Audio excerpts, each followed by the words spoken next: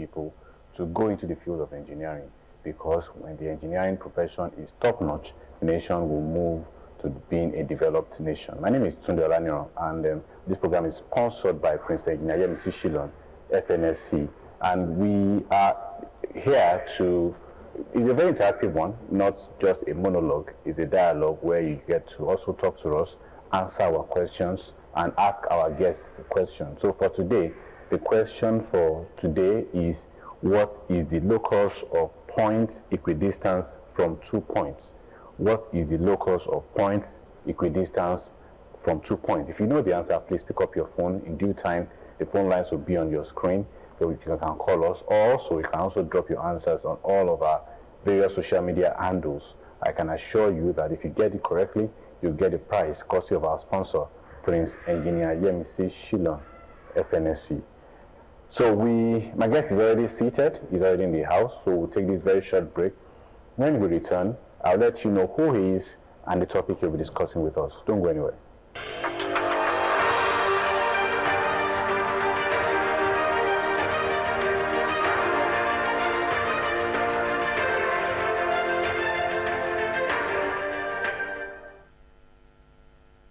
All right, welcome back. Glad to know that you are still there. My guest for today is Engineer Kayode Adeniji, FNSC.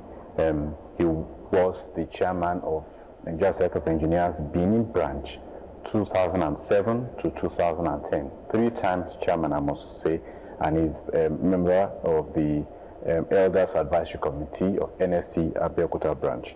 And he'll be discussing with us today science, engineering, technology, panacea to nations' development. Welcome to Engineering and User. Yeah, good afternoon, good evening, yes. All right, so you have the opportunity, I'll hand over to him any moment from now, but you just, whatever question you want to ask, please, you can't answer my question until you have asked him a question. So you have to, when you call in or when you send your message, ask him your question, then you get to answer my question and claim the prize. So, Engineer Adeniji, sir, you can go ahead. Thank you. Good evening, viewers, once again.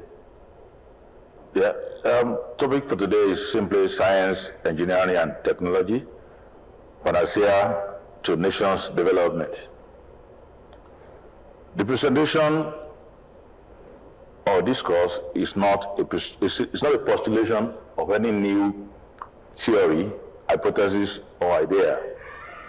It is an attempt to emphasize what ordinarily should be obvious.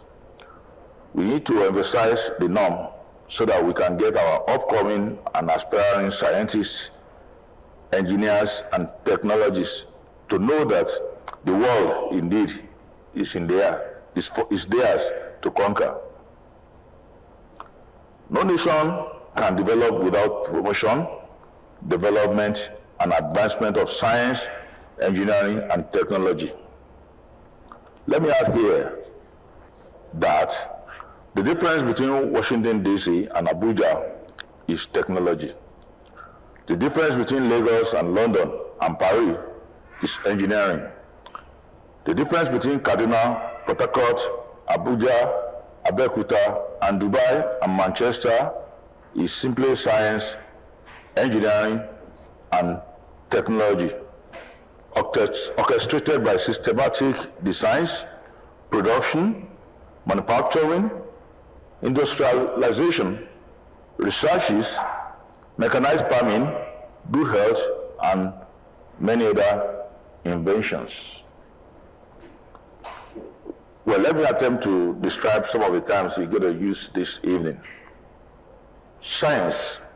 This is simply the study of natural and serial world through observations and experiments following a systematic methodology based on evidence.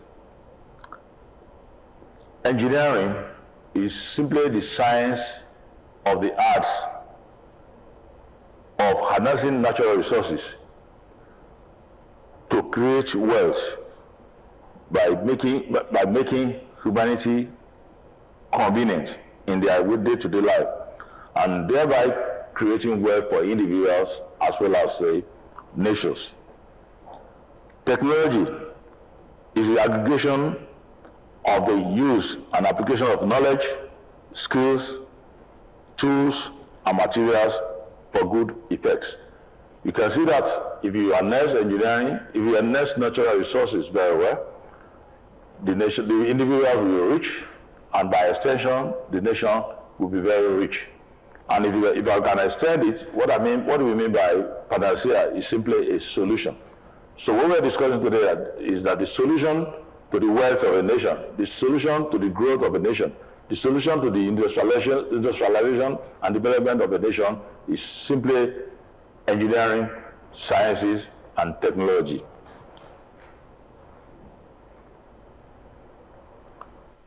Every nation endeavors to attain greatness and development. Science and engineering are centripetal and centrifugal forces that drive the improvement in the welfare of developing states. Science, engineering, and technology exalt a nation. Together they are sine qua non for growth and development. There's a direct correlation between science, education, and the growth and development of a nation.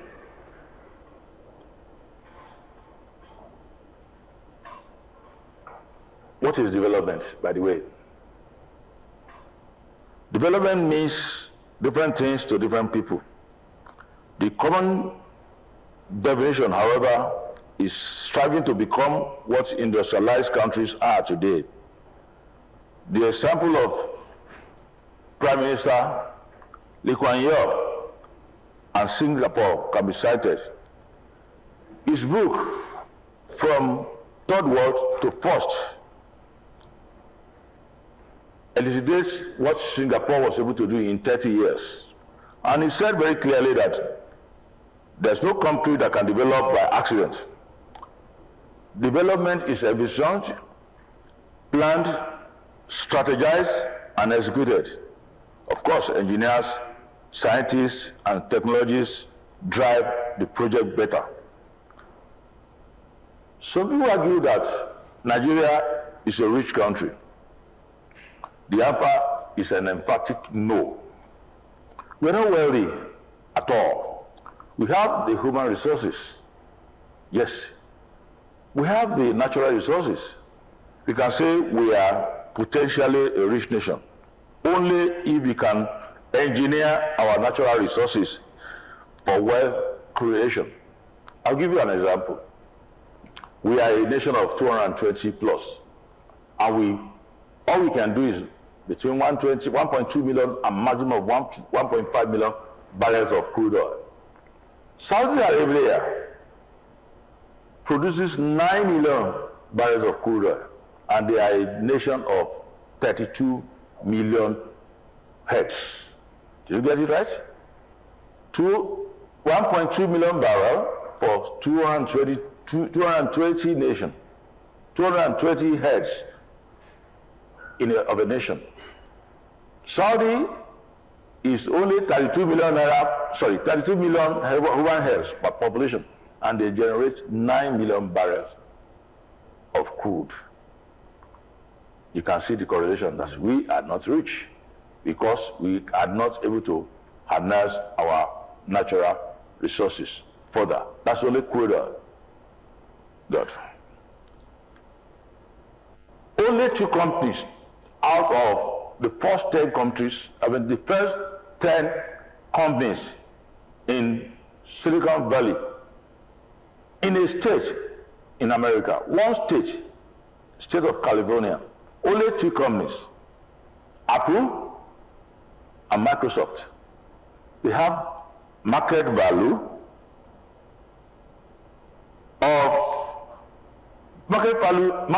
in excess of $500 million. Now, all African countries put together have stock value above half of that. Only 2 companies in a state in America, right, have market value of over $500 million. That's Apple and Microsoft. The whole countries in Africa, 52 plus, our stock value as of 2023 is about half of that.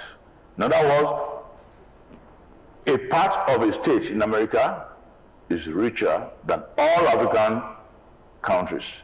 So, and what do they do? What assisted them is technology, engineering.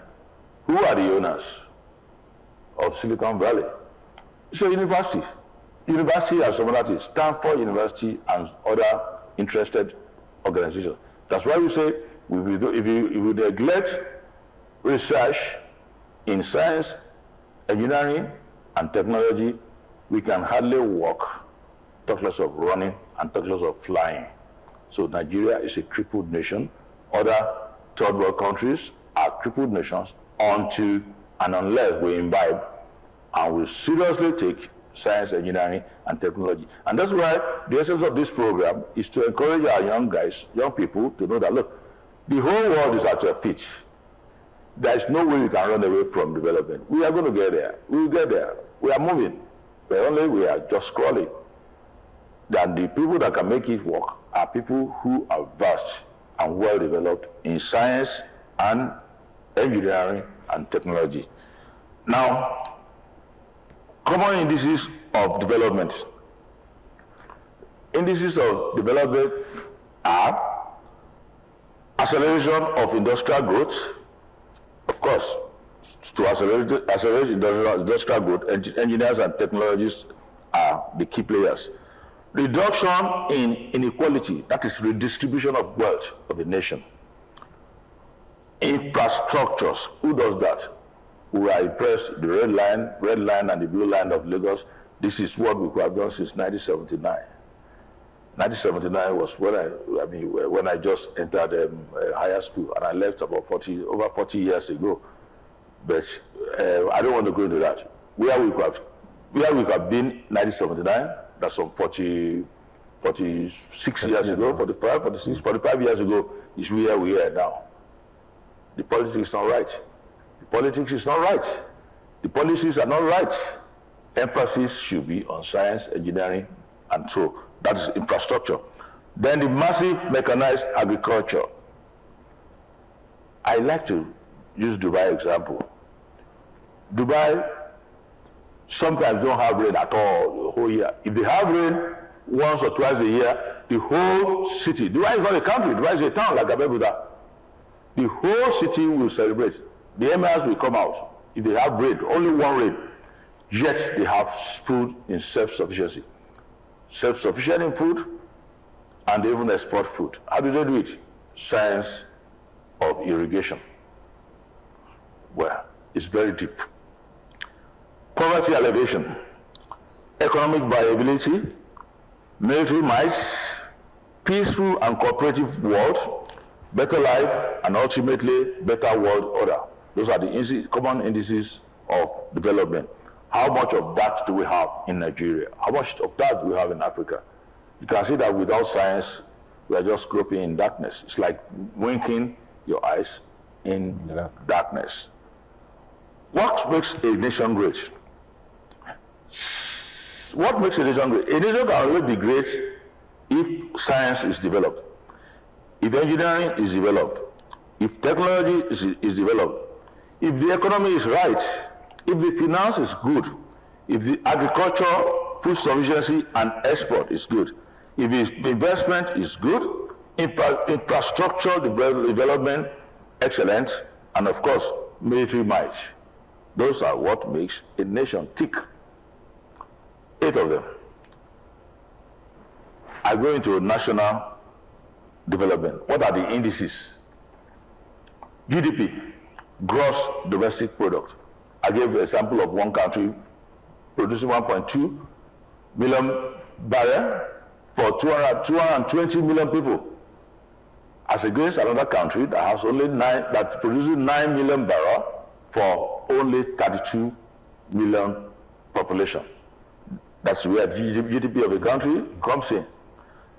The Human Development Index. The 3 major things in human development index is health, the education, and the standard of living of the personnel. Where are we in health? Where are we in education? Where are we in the standard of living? The only thing that can nest all those things properly is development in research and education and propagation of science, engineering, and technology. Life expectancy. Nigeria life expectancy now is maybe, I don't know whether it should be about less than 50 by now. So in other countries we have 70 life expectancy. If you live well, you will die. You won't die by accident. Everybody will die. That is inevitable. But the life expectancy should be good if the economy is good. Infant mortality is almost non-existent in most of those good countries. You can't see babies being born dead or something like that. But here, we know what happens. Of course, balance of payments, balance of trade of the nation, and the purchasing power parity. Not to talk of the inflation. Inflation in Nigeria now should be over 37%. Some countries are in the digits of less than 10. So if you have inflation 37, 38, the signs are not good. And why is it so? It's because we are not industrialized. It's because we don't manufacture. It's because we don't produce. We just consume and consume and consume. There is no other way, no shortcut. The sine qua non for growth is engineering, development, and engineering growth and technology, so that things can move better, especially food sufficiency, export, and so on and so forth, and technology and infrastructure as well. Well, finally, I like to say a few things. Number one, there's no nation that can develop without developing science, engineering, and technology. There's no nation that can survive without sufficient research in science education. Engineering is life and livelihood. No nation develops beyond her engineering values. Industrialized nations boast of several inventions that make them rated as world powers. A nation without science and engineering development is a backward nation, and such a nation will remain underdeveloped. Modernity comes with scientific discoveries, and development of science and technology, education, and research is a tool for rapid development. The difference between a developed economy and undeveloped or underdeveloped one is science, technology, and engineering, and as well as their application. So you need to engineer resources to create wealth. You need to engineer resources to produce. You need to engineer resources to manufacture. We have limestone. Unless the limestone is there, unless you engineer the limestone to produce cement. We have crude oil. You to be able to even extract the crude from where it is, you have to do a lot of engineering work, exploration, and refining. Okay. That's re-engineering nature for wealth. Production. If you don't produce and continue to consume, your balance, you'll just be importing. You'll not be exporting. And when you are importing and you are exporting, you have deficit balance of payment. And when you have deficit balance of payment, you will not be okay. Okay. So we have a caller. Glory from Owe. Hello, Glory. Good evening, sir. Hello, Glory. Good evening, sir. Good evening, Glory. How are you doing? How is Moe today? Fine, sir. All right. You have to ask my guest a question to answer my question. So go ahead. I belong to us that you said that technology is different between developed and undeveloped countries. So I want to ask that the technology that is developed. Oh, we lost Glory there. If you can call back before the end of the program, please, Glory, please do. All right, please continue, sir. Yeah, I was talking about harnessing natural resources for creation of wealth. I spoke about cement, for instance. They got their rubber and process it. Processing of the rubber is adding value to it, and they make their tires. So the components of the cars are here. You get the tires from Dunlop, from our products in Edo Delta. You get the car stereos or whatever in Ibadan. You get the windshield from somewhere, and so on and so forth. Glory is back. Hello, Glory. All right, please go ahead with your question very quickly because our time is almost up. So the technology that distinguishes Indonesia from the nation is not only the technology of invention. Glory, I can hardly hear your question.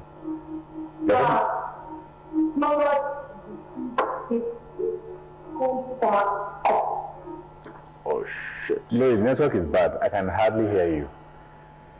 Maybe you have to try again. Before I'll have my guest go because our time is up. We have to go now. I want to ask where now you have shown us the problem, and engineering is said to be a profession where you solve problems. Now, so many problems. Where can a young mind, a secondary school leaver as it is, where can they fit in solving this problem going forward? We are encouraging secondary school leavers to go into engineering, to take their sciences and mathematics very seriously, and write their school certificate and pass in good grade. They study engineering, study science. The future is theirs. They have the world to conquer. You know, it cannot be all this bad. All right. Hello, Glory. All right, just go ahead and answer my question because our time is up. We have to go. The answer of the question is the perpendicular direction of the line system joining this system. All right, Glory, I'll let you know in a matter of minutes if you are correct or not. Thank you so much for joining us. We have to go. Our time is up. I want to say a big thank you to my guest, Engineer Kayode Adeniji, FNSC. Thank you so much. You really made our day and added so much value to the program today. Thank you so much for joining us. Yeah, and I want to say a big thank you to you for watching, for always watching every Friday. And thank you to our sponsor, Prince Engineer MC Shillon, FNSC, for making us appear before you every Friday.